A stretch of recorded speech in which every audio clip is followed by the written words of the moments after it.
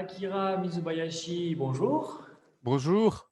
Merci de faire cet entretien à distance du coup, car vous deviez normalement être présent la semaine prochaine à Montauban sur l'invitation du festival Passion Baroque et Confluence du coup, mais malheureusement les conditions sanitaires sont telles que vous n'avez pas pu quitter le Japon. Non, malheureusement. Donc nous avons eu cette idée de faire l'entretien en sorte de visioconférence que nous diffuserons donc dans le cadre de Passion Baroque. Je suis très heureux de pouvoir discuter avec vous de votre dernier roman, du coup, À me briser, qui a été édité chez Gallimard l'année dernière et qui a reçu le prix des libraires d'ailleurs. Et effectivement, c'est un livre qui nous a tous enchantés à la librairie. Donc voilà, je suis très très heureux de pouvoir discuter avec vous de ce livre. Oui, Euh, pour ceux qui ne vous connaîtraient pas, je vais faire une petite présentation. Vous êtes écrivain, donc universitaire japonais. Euh, quand vous avez commencé vos études, vous avez découvert la langue française et les auteurs français, notamment Rousseau, il me semble. oui, Vous avez donc décidé en 1973 de partir à l'université de Montpellier oui, pour faire des études afin de devenir professeur de français. Et vous êtes revenu en France en 1979, vous avez fait l'école normale supérieure à Paris. Et suite à ça, oui, donc, vous êtes retourné au Japon et vous avez été professeur de français à Tokyo pendant de longues années, oui, peut-être presque 30 ans, non? oui. Alors, je quitte l'enseignement cette année, justement. Voilà. Vous avez commencé, je crois, en 1983, donc jusqu'en 2020. Quoi. Oui, oui, En 2011, vous avez fait paraître votre premier ouvrage écrit en français, oui, une langue venue d'ailleurs. Puis on suivi plusieurs autres titres jusqu'à À me briser, donc paru l'année dernière aux éditions Gallimard. Je voulais savoir comment vous est venue l'idée de ce roman. Vous dites à la fin, vous remerciez Jean-Marie Laclavetine, qui vous a invité à participer à l'ouvrage Armistice.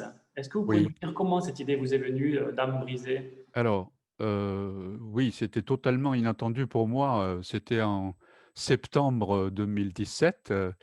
Je suis, allé dire au revoir à Jean-Marie, parce que je devais rentrer, à Tokyo. En général, je passe 2 mois en été, août-septembre, et puis, je reprends mon enseignement, dès le 1er octobre, donc c'était comme ça. Et c'est à ce moment-là, dans son bureau de chez Gallimard, Jean-Marie, m'a parlé de ce projet, d'un ouvrage collectif donc qui sera publié plus tard en 2018, sous le titre de Armistice, oui. Alors il m'a parlé de ce projet et il m'a demandé si je voulais y participer, alors j'ai dit: «Oui, pourquoi pas?» Je n'avais aucune idée de ce que j'allais écrire, mais en général, je suis ouvert à toutes les propositions, donc j'ai dit: «Oui». Et en rentrant à Tokyo, j'ai commencé à travailler sur ce sujet, sur la Grande Guerre et puis la guerre en général, et quand j'ai commencé à me documenter sur l'armistice, sur la fin de la Grande Guerre, j'ai appris, que le dernier jour, donc le jour même de l'armistice, c'est-à-dire le 11 novembre, oui, on le 11 novembre, 1918, il y a eu, plus de 2000 soldats français tués. Et j'ai appris, en même temps que le dernier soldat français tué, il s'appelle Augustin Trébuchon, il est mort, il a été tué, quelques minutes avant la cessation des hostilités. Alors quand j'ai appris ce fait, tout à fait, comment dire? Tragique et totalement inacceptable pour ce soldat, il y a une expression japonaise qui m'est venue à l'esprit, c'est «Shindemo shinikirenai». C'est une expression très courante dans la vie quotidienne qui, veut dire à peu près, quelque chose comme, «Je meurs effectivement, mais je ne pourrai pas aller jusqu'au bout de ma mort». C'est l'idée de comment? De fantôme en quelque sorte. Alors l'idée de fantôme est née à ce moment-là dans mon esprit et donc l'article que j'ai rédigé pour, Armistice, ça tourne autour de l'idée de fantôme et hem en finissant cet article, en rédigeant, en élaborant cet article, j'ai éprouvé le besoin d'aller à Hiroshima Oui, pour retrouver d'autres fantômes et en particulier, je ne sais pas si vous connaissez, il y a ce qu'on appelle les ombres portées d'Hiroshima. oui, Ce sont des personnes qui se sont évaporées, dans la seconde à la suite de l'explosion de la bombe atomique. Elles se sont littéralement évaporées et elles ont laissé leur ombre, hem, quasiment imprimée sur la dalle, sur les morceaux de pierre. Et voilà, donc c'est en terminant cet article, j'étais hanté par l'idée de fantôme et c'est à ce moment-là, c'est à Hiroshima que l'idée de ce roman est venue, à ma rencontre et l'intrigue narrative, l'histoire, a été conçue presque instantanément. J'ai vu tout de suite, un violon brisé, tout de suite un petit garçon de 11 ans et donc toute sa vie qui va se dérouler sous le signe de ce violon et puis, à la recherche de son père qui apparaît effectivement à la fin du roman, sous la forme d'un fantôme. Voilà, c'est comme ça qu'il est né. parlons justement de ce roman. La scène d'ouverture est une scène très très forte, très émouvante. Oui, Euh, la scène se situe en 1938, nous sommes à Tokyo, oui, oui, et dans un centre culturel, nous assistons à la répétition d'un quatuor. oui, Il y a ici donc le père, donc Yu Misusawa, qui est un professeur d'anglais, oui, et qui forme le quatuor avec trois étudiants chinois qui sont avec oui, lui et donc qui sont aussi musiciens, ils sont musiciens amateurs tous les quatre. oui, oui, Rei, le fils de Yu, assiste à la scène, il est plongé dans la lecture d'un livre oui, et on va suivre la répétition de ce quatuor. Ils vont répéter un morceau de Schubert oui, et à la fin de la répétition, on entend un bruit de bottes, on comprend que ce sont des militaires qui montent. oui, Yu, le père, comprend que quelque chose va se passer, il cache son fils dans une armoire et toute la scène va être vue par Rei depuis l'armoire, depuis le trou de la serrure, il va assister à ça. On s'aperçoit très vite que la tension monte, des militaires arrivent, des militaires très très hostiles. oui, C'est là qu'il va y avoir l'acte fondateur du livre et de la vie de Rei, à oui, savoir le violon du père qui est brisé, qui est piétiné. oui, Suite à ça, les quatre membres du quatuor vont être embarqués par les militaires, oui, malgré l'intervention d'un autre militaire, un lieutenant, très affable, très cultivé et très mélomane, et qui reconnaît que ces gens-là ne sont pas un danger, ne sont juste des musiciens amateurs qui répètent de la musique. Mais nous sommes dans une situation, dans une époque très tendue, et, c'est pour ça qu'il y a une réaction très très violente. Est-ce que vous pourriez peut-être nous, en deux mots, nous parler du contexte historique? Nous sommes en 1938 et nous sommes en pleine guerre sino-japonaise, c'est ça, oui. guerre que les Japonais appellent la guerre de 15 ans, même je crois. C'est Certains ça, oui. prétendent qu'elle a commencé en 37, mais pour beaucoup, elle a commencé en 1931 en fait.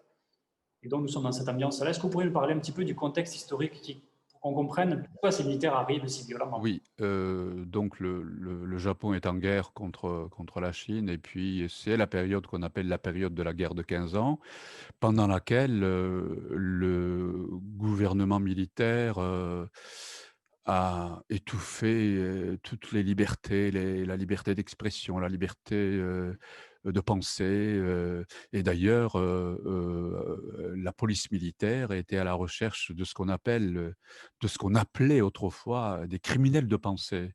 C'est-à-dire des gens qui ne partagent pas l'idéologie, nationaliste, militariste de l'époque et dans ce contexte extrêmement tendu, de la part de Yu Mizusawa, faire de la musique, occidentale et en plus avec des étudiants chinois, c'est un acte de courage extraordinaire. Mais, ce n'est pas quelqu'un, qui fait de la politique, c'est quelqu'un qui est extrêmement ouvert, par son métier puisque il est professeur d'anglais et par ailleurs, il apprend le français avec un journaliste, français qui, vu la situation extrêmement tendue, qui ne peut plus, rester, au Japon, donc qui va repartir, pour la France.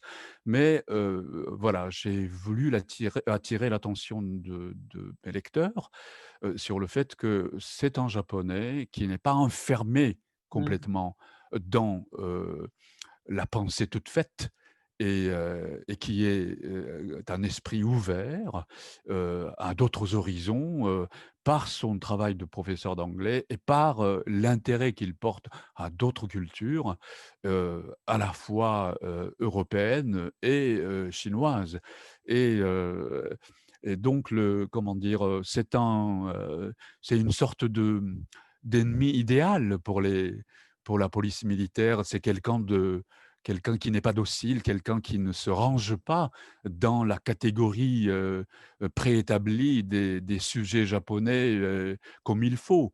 Heu voilà, donc c'est un peu, j'ai voulu, dresser le portrait d'un Japonais qui n'est pas enfermé dans l'idée préconçue, d'un Japonais idéal de l'époque.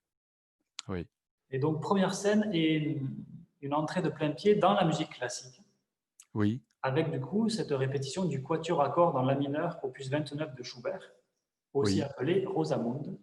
oui, Euh, c'est le morceau répété par le quatuor, mais le père va jouer aussi un morceau juste après, à la demande du lieutenant, oui, qui est la partita numéro 3 en mi majeur de Jean-Sébastien Bach, aussi appelée oui, la gavotte en rondo. oui. Je voulais savoir quelle place a tenu ou tient peut-être toujours encore la musique classique dans votre vie. Alors, la musique classique a une place essentielle dans ma vie, c'est quelque chose, comment dire? Qui est, présent dans ma vie de façon permanente, elle ne me quitte pas la musique, je dirais que, souvent depuis, je constate en fait, quelque chose d'étrange. Quand j'ai envie d'écrire, souvent le point de départ, le déclenchement est suscité par un morceau de musique. Voilà et ça vient du fait que j'ai toujours vécu dans une ambiance extrêmement musicale par le fait que mon père aimait beaucoup la musique et puis mon père qui est un peu à l'image du personnage du père, c'est un esprit extrêmement ouvert, c'était quelqu'un qui avait une formation scientifique et qui a mal vécu, douloureusement vécu la guerre donc comment dire? Heu, nous élever un peu comme Yu, Mizusawa qui a élevé Rei, il a voulu nous transmettre, son amour de la musique et son amour de la littérature. Donc tout de suite, très tôt, mon frère a fait du violon et puis moi j'ai fait du piano un peu quand j'étais petit et donc la musique était extrêmement présente et la musique s'est poursuivie dans notre famille par, le fait que mon frère a failli devenir musicien professionnel avec son violon. Moi, j'ai assez rapidement abandonné mon piano, mais j'ai toujours accompagné, j'ai grandi dans la musique en écoutant à l'écoute du violon de mon frère. Voilà. Et alors, pourquoi ces deux œuvres en particulier? Y a-t-il une raison à mettre en scène Alors, pour le morceau de Bach, c'est très facile. Il fallait que ce soit court. C'est la contrainte narrative. Ah oui, Parce voilà. que la scène, à ce moment-là, le lieutenant Kurokami demande à Yu Mizusawa de prouver, qu'il faisait réellement de la musique avec ses amis chinois. Donc il est parfaitement capable de faire de la musique, de jouer du violon et il fallait que ce soit un morceau court. mais un morceau, comment dire, suffisamment significatif et suffisamment, beau et suffisamment, persuasif. Quant au quatuor de Schubert, le choix s'est imposé à moi assez naturellement, vu, le contexte de la guerre, et je fais dire à Yu Mizusawa à un moment donné: «La mélancolie, c'est le mode de résistance». Alors c'est vrai qu'il est en rupture, heu par rapport à son époque, et quand on n'épouse pas l'ambiance générale qui vous entoure, on est forcément mélancolique, on se sent différent des autres, et facilement on sombre dans une espèce de mélancolie, et le mot mélancolie m'a conduit vers, ce quatuor de Schubert. D'accord. En particulier le le 1er mouvement et puis le second mouvement aussi, c'est des moments extrêmement mélancoliques pour moi, profondément mélancoliques. C'est pour ça que j'ai choisi ce morceau. Et d'ailleurs, il faut préciser aux personnes qui vont assister à la vidéo que c'est un roman accessible aux néophytes. On n'est pas obligé d'avoir une grosse culture. J'ai pas écrit ce roman pour les amateurs de musique, hein. Voilà, C'est pas exactement. du Moi, tout ça. je connais très peu de choses en musique classique. J'ai eu un plaisir fou à lire votre livre et à ressentir les sensations que nous avons à l'écoute de musique classique, en fait, chose que vous décrivez Oui, très, très bien. Voilà, je tenais à préciser aussi ça. Ce n'est pas un livre pour les connaisseurs en musique classique, c'est ouvert vraiment oui, à c'est tout le pas monde. un livre pour les mélomanes. J'ai pas écrit, ce livre pour les mélomanes. D'ailleurs, c'est étrange parce que en vous lisant, j'ai eu l'impression c'est comme observer un tableau impressionniste. On est submergé d'impressions et d'émotions, en fait. Vous arrivez à décrire ce que ça fait au niveau d'émotions, dans le cerveau, peut-être les images que ça nous fait quand on écoute certains morceaux de musique classique. Et quand je vous ai lu, ouais, j'ai eu l'impression de regarder un tableau impressionniste. Ça m'a fait ça. Ah bon? Ah Ouais, oui, comme par petites oui, touches comme ça, c'était très agréable comme sensation. ah oui. C'est vrai que quand j'écris, hem, il faut que je voie la scène, sinon je peux pas écrire. Et c'est comme si j'avais devant moi une scène cinématographique ou un tableau, et je, je procède à l'écriture en essayant de décrire, Oui, est-ce que vous voyez? chaque élément qui constitue ce tableau ou cette scène. Et D'ailleurs, si je n il y oui, a ce côté très cinématographique dans l'ouverture. Il y a la scène de la répétition. C'est comme si elle était vue par deux caméras différentes. La caméra à l'intérieur de l'armoire et la même scène oui, écrite à l'extérieur, vue depuis le oui, père et depuis le lieutenant, en fait. Il y a ce oui, côté très oui, oui, cinématographique, ce côté oui. changement d'angle comme ça un petit peu. Oui, oui, c'est tout à fait, ça fait partie de mon souci, d'écriture. Quand j'écris, j'aimerais voir la scène, et du coup, j'aimerais montrer la scène, à la personne qui me lit. Sinon, je ne peux pas avancer dans, mon travail d'écriture. En tout cas, c'est réussi. Ça me fait Euh, plaisir de vous entendre parler ainsi. Sans trop divulguer le reste du roman, nous allons suivre Ray adulte Oui, et sa vie va être intimement liée à ce violon. oui, En fait, on pourrait dire que Ray et le violon sont les deux personnages principaux de votre roman. oui. Au départ, je me suis dit: «Beh, c'est le vrai personnage, c'est le violon». Oui, Oui, mais bon, c'est un objet, donc il peut pas être, je ne peux pas lui faire parler, lui faire dire des choses, donc voilà, à la place du violon, c'est Ray qui le remplace en quelque sorte, mais il constitue, si vous voulez, une seule et même personne en quelque sorte. et Oui, d'ailleurs, quand vous décrivez le violon, c'est étonnant parce que vous le personnifiez par rapport aux adjectifs, oui, aux adverbes. On a l'impression qu'il est, quand il est détruit, vous le décrivez comme un corps qui gît par terre. Il y a beaucoup de oui, descriptions comme ça, oui.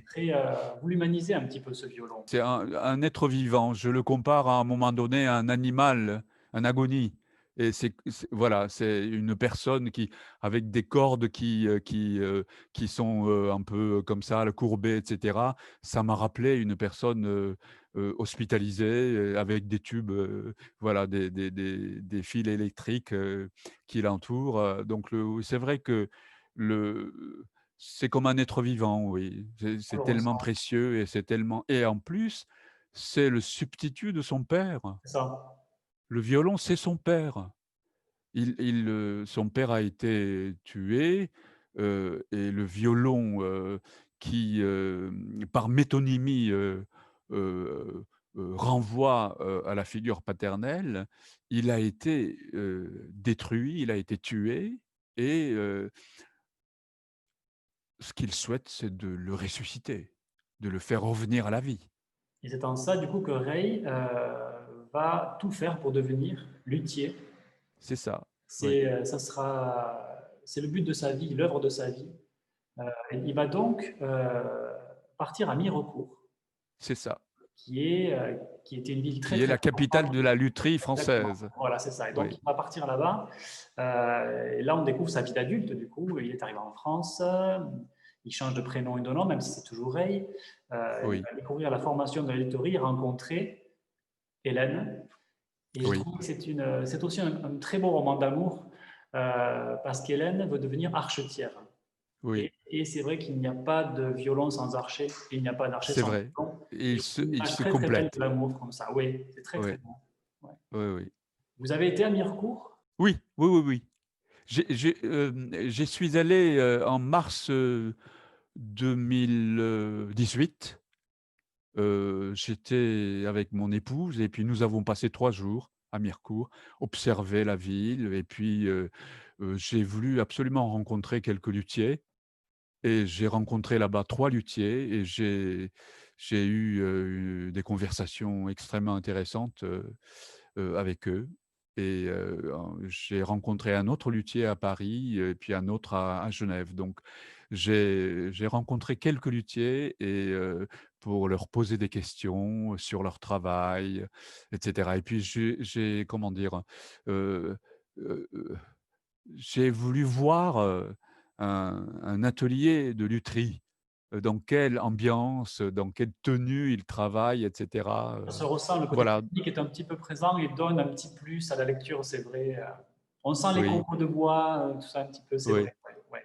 oui, oui, oui, Âme brisée est aussi vraiment un roman de l'entre-deux, entre deux époques, oui, 1938 et les années 2000, entre deux oui, pays, oui, le Japon et la France, et entre deux langues. oui. C'est vraiment quelque chose qui vous caractérise en fait. Oui, parce que moi, je suis, japonais, je suis né au Japon, j'ai grandi au Japon, j'ai été scolarisé, dans le système, japonais, et je vis toujours au Japon. Mes parents sont des Japonais purs qui ne parlent pas un mot de français, mais j'ai rencontré, un jour, comme ça, tout à fait par hasard, la langue française et puis ça m'a passionné et voilà j'ai pris, c'est une décision assez grave, de me consacrer, entièrement à cette langue, et j'ai voulu renaître dans cette langue, à l'âge de 18 ans, ou 19 ans, c'était tard, mais voilà, bon, c'est une autre histoire, cette histoire, je la raconte dans mon premier livre. Une langue venue d'ailleurs, que j'ai écrit, sur la comment dire? Demande de monsieur Pontalis, JB Pontalis qui, dirigeait à l'époque, la collection L'un et l'autre de chez Gallimard. J'ai eu la chance de le rencontrer par l'intermédiaire de Daniel Pénac, dont j'ai traduit un Chagrin d'école en japonais et voilà, c'est un réseau d'amitié, des liens d'amitié et quand j'ai eu le plaisir de partager un dîner, chez Daniel Pénac, avec, JB Pontalis, à la fin du dîner, monsieur Pontalis m'a dit: «Mais il y a de quoi écrire un livre, sur mon parcours, un peu singulier, entre les 2 langues, et c'est comme ça que j'ai relevé le défi et j'ai écrit ce livre, et voilà donc c'était en 2011 et depuis, je continue. Vous parlez d'écrivains, de J.B. Pontalis, vous parlez de Daniel Pénac. À la lecture de votre roman, moi j'y ai vu des échos proustiens. Certains passages m'ont fait penser à la Madeleine de Proust. Ah Euh, oui, Ray c'est Bouton-Plat, l'œuf cru, entre l'œuf autres, cru. entre autres, oui. Oui, Ray oui, Bouton-Plat entend une musique où revient sur un lieu de son enfance et la mémoire revient. oui. J'ai adoré ce passage où je suis De façon totalement. inattendue, oui, oui, Ouais, ça, ouais, quand vous dites Ray venait de goûter un premier petit morceau de viande de porc pané, puis il versa un peu de shoyu, sauce de soja, sur un tsukemono, fit une tranche de concombre macérée dans du sel. Lorsqu'il mit cette forme ovale dans sa bouche, le temps le ramena dans un mouvement absolument incontrôlable vers le Rei Misusawa de 11 ans qu'il avait été, celui qui prenait son petit déjeuner un matin d'automne de 1938, assis sur des tatamis en face de son père autour d'une petite table ronde. Il s'absenta de la compagnie des deux femmes pour se laisser entraîner dans les dédales de ses souvenirs lointains. Il voyait alors apparaître son père en tablier de cuisine en train de s'affairer à la confection de petits plats. Et je me demandais, est-ce que Proust a été peut-être une influence ou peut-être d'autres auteurs français ou japonais? Est-ce que vous avez des auteurs comme ça qui vous ont influencé dans votre écriture, dans votre style? certainement, parce que je suis nourri de toutes sortes de lectures, mais non, je ne suis pas conscient des influences que j'ai reçues. Je n'ai pas pensé à Proust en écrivant ces lignes-là. Ouais, Et c'est c'est frappant. vrai que depuis 3 mois, en profitant de cette vie recluse qui m'est imposée, je relis Proust, oui. Oui, oui. Et c'est un plaisir chaque fois, presque tous les soirs, je lis Proust, mais au moment de l'écriture de ces pages, je n'ai pas du tout pensé à Proust. J'ai vraiment. Euh, il y a des auteurs que j'admire, hein, bien sûr, hein. Proust fait partie de ces auteurs. J'admire Proust, Flaubert, j'aime beaucoup Flaubert, j'aime beaucoup Stendhal. Et puis comme, j'ai beaucoup fréquenté les auteurs des Lumières, en particulier Rousseau, j'aime beaucoup Rousseau, donc les influences que j'ai reçues sont multiples et je crois que c'est très difficile d'identifier, comment dire? L'influence, que j'ai, reçue, de façon définitive, quand il s'agit de ce roman. C'est très, très diffus chez moi. Heu, Bien sûr, je crois que sans les lectures que j'ai faites des grands auteurs, français, heu, je ne serais pas ce que je suis. Je me suis nourri de mes lectures, mais quand il s'agit de ce roman, d'ailleurs pour tous les autres livres que j'ai écrits, je ne peux pas, vous dire exactement, quelle est l'influence que j'ai reçue de tel auteur. Mmh. Vous avez souvent parlé de la langue française et de la langue japonaise. Au tout début du livre, Yu, donc le père, en parle avec les étudiants chinois. Il décrit la langue japonaise comme beaucoup plus hiérarchisée. Mmh. Mmh.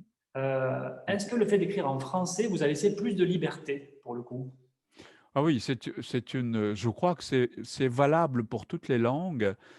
D'abord, on naît avec sa langue de naissance. La langue de naissance, c'est une langue qu'on ne choisit pas. Elle est toujours déjà là, on ne la choisit pas et donc on est enfermé, d'une certaine façon dans, sa propre langue et cet, aspect d'emprisonnement, le mot est un peu fort, mais cet aspect d'emprisonnement et d'enfermement, dans sa propre langue, on s'en rend compte quand on commence à étudier une autre langue. Ce n'est pas uniquement le français. Je crois que une langue, c'est un système de pensée, c'est un système, linguistique, mais c'est surtout un système de pensée et quand on s'enfonce dans une langue qui n'est pas la sienne, je crois qu'on découvre un espace de liberté, c'est-à-dire ce qu'on ne peut pas dire dans sa propre langue, ce qu'on ne peut pas sentir dans sa propre langue. Donc du coup, on devient assez audacieux, je crois. Ouais. C'est une, liberté qu'on prend pour s'exprimer et je crois que c'est un peu ça le moteur, l'énergie, comment dire, l'énergie initiale et fondatrice de mon écriture en français. Quand j'écris en français, c'est un espace de liberté qui s'ouvre devant moi. Ouais. Mais il faut dire que j'ai écrit 6 livres en japonais. Ce sont des livres de critique littéraire, plutôt de recherche, et je n'ai jamais écrit de fiction en japonais. Est-ce Et que donc est-ce qu'Âme brisée va sortir au Japon pour le coup? il y a 7-8 langues, je crois, qui sont prévues pour ce roman, mais pour le japonais, non, il n'y a pas de proposition pour le moment, et D'accord. ça va être compliqué, je crois, en japonais, parce que j'aurais, comment dire, si on m si, j'essayais d'écrire un peu le même roman en japonais, je crois que ce serait très différent. Bien sûr, l'armature générale, l'intrigue narrative essentielle, c'est la même, je ne peux pas changer, mais dans les détails, je crois que un système le système linguistique a sa propre logique à elle, qui est, comment dire, extrêmement, différent de celui d'une autre langue. Donc, si je commençais à écrire en japonais, sur le même sujet, je me demande, je serais d'ailleurs curieux, de ce que ça donnerait. J'ai jamais essayé jusqu'à présent. Vous dédiez ce roman à tous les fantômes du monde. Oui, Il est question d'Hiroshima, aussi des bombardements sur Tokyo, de Tokyo, oui. de la disparition du père au début du roman. Diriez-vous que Âme brisée est un voyage vers le souvenir et la reconstruction? Oui, oui, oui, c'est la reconstruction, et je crois que j'ai employé un mot un peu bizarre, et je ne sais même pas s'il existe. J'ai employé le mot ressuscitation, pas résurrection. Comment dire? La connotation, religieuse m'a gêné. Donc ouais, ouais, c'est le fait de ressusciter à la fois le violon et le père. Et le père qui était un fantôme jusque-là, et il est revenu, voilà, c'est un revenant. Le mot français est extraordinaire, le mot «revenant». C'est un revenant, il est revenu, revoir son fils, et voilà, donc cette fois-ci, du coup, il est allé jusqu'au bout de sa mort. Oui, Ouais, c'est comme si Ray était libéré d'un poids peut-être, d'une chaîne voilà, qui l'attachait. exactement, Ouais. exactement, exactement, et heu, voilà, comme il est allé jusqu'au bout de sa mort, je crois que Ray est libéré On le ressent. de oui, de ce poids. Oui, oui, oui, et donc quand j'ai fini ce roman, je me suis dit: ben voilà, You, c'est un fantôme. Ce n'est qu'un fantôme, c'est un exemple représentatif peut-être de tous les fantômes, et toutes les personnes qui ont, heu, dû subir une mort absurde, et dans laquelle elles ne peuvent pas trouver l'apaisement nécessaire. Donc voilà, c'est l'idée de tous les fantômes du monde, et m'est venue à l'esprit à ce moment-là. Voilà, donc je crois que j'ai bien fait finalement.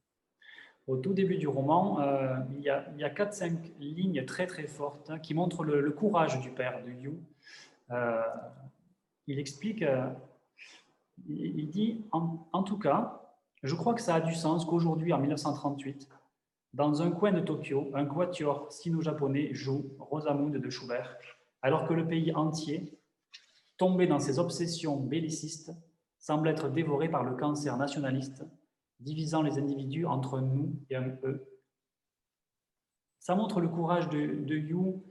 Pensez-vous que comme Yu, peut-être la musique et l'art en général peuvent être un rempart contre la barbarie et peut-être le fascisme?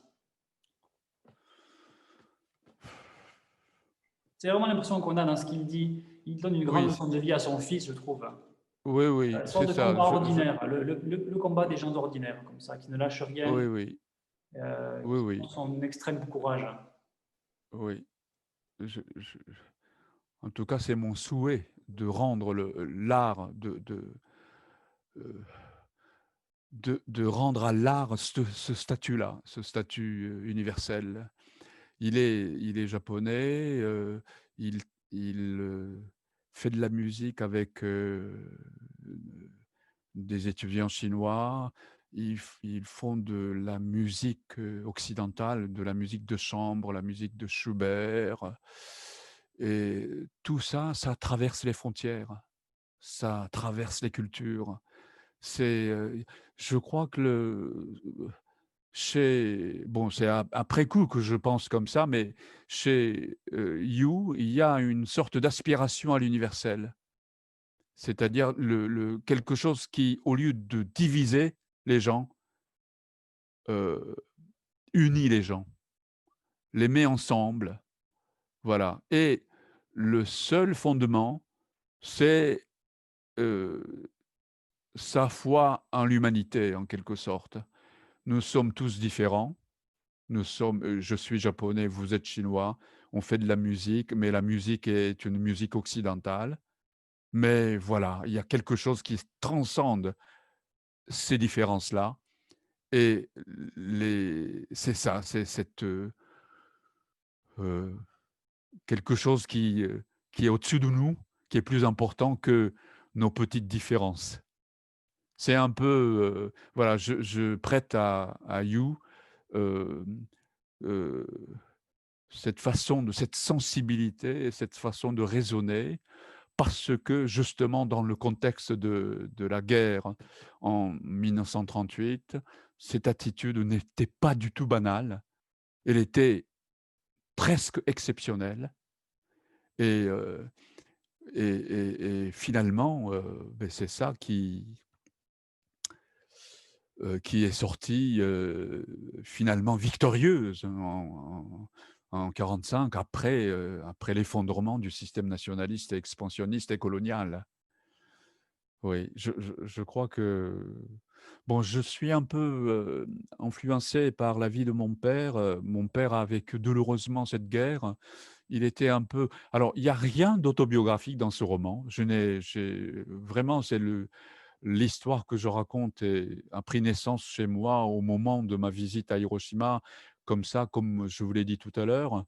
Mais, dans, l'image, dans le portrait de Yu Mizusawa que je crée, il y a, quelque chose qui relève de mon père, très certainement, parce qu'il a, d'après ce qu'il m'a raconté de sa vie, de soldat, à cette époque-là, je devine, ce qui le motivait, ce qui, dictait ses comportements, et heu, c'est un peu cela que j'ai prêté au personnage du père, Yu Mizusawa, oui. Donc ne pas s'attacher à ses origines, à ses comment dire? À son identité très forte, pour s'ouvrir à autrui, pour être prêt à accueillir, des gens très différents, mais par la médiation de quelque chose d'universel qui est représenté ici par l'art, par la musique et puis par la littérature aussi.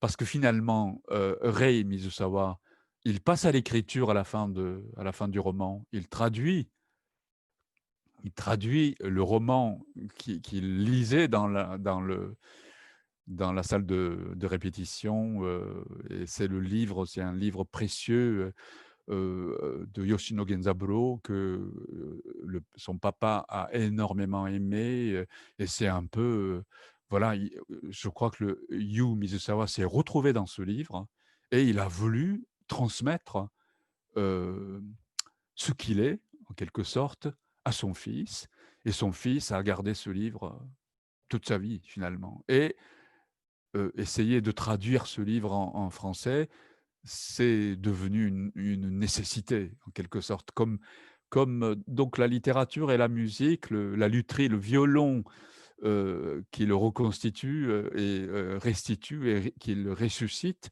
et l'œuvre littéraire en question, qu'il essaye de rendre en français, de traduire en français et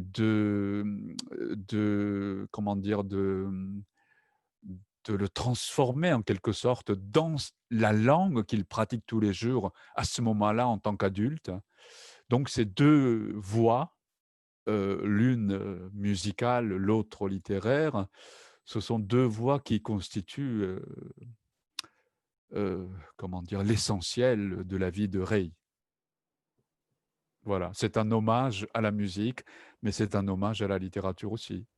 Et c'est un très très beau roman. Akira Mizubayashi, je vous remercie infiniment pour cet C'est entretien. moi qui vous remercie. Merci beaucoup. Merci beaucoup pour votre gentillesse et votre disponibilité. Le Festival Passion Baroque et l'association Confluence se joignent à moi pour vous dire à quel point euh, ils auraient aimé vous avoir à leur côté. Mais on espère que ce n'est que partie remise et que Oui, alors dès que je serai en France, j'espère, pouvoir être, au printemps prochain. Je ne sais pas si c'est possible, mais en tout cas, dès mon prochain voyage, je ferai un saut à Montauban. c'est formidable. En tout cas, voilà, nous avons hâte ici à Montauban de vous le dire de vive voix à quel point votre roman nous a touchés. Merci beaucoup. Merci, merci.